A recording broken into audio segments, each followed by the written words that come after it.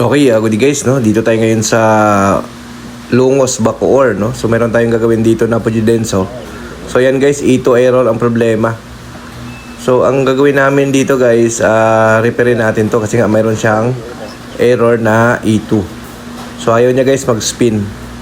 So ang gagawin natin dito, buksan natin to yung likod para ma-repair natin yung E2 error. So ang Pujidenso at saka Sharp isang system lang sila, no? Halos SIM lang. So SIM lang din yung problema kapag nagkaroon ng E2 error sa Pujidenso.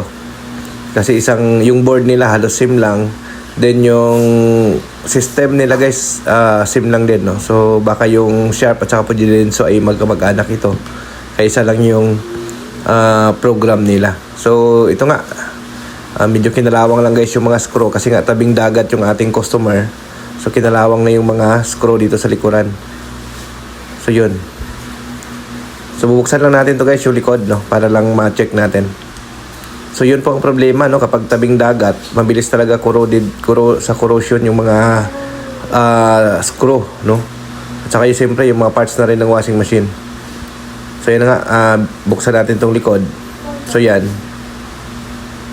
So ito nga, napansin na namin kagad dito guys, yung door switch niya, ayan, sobrang corroded na. At saka yung sa safety switch niya na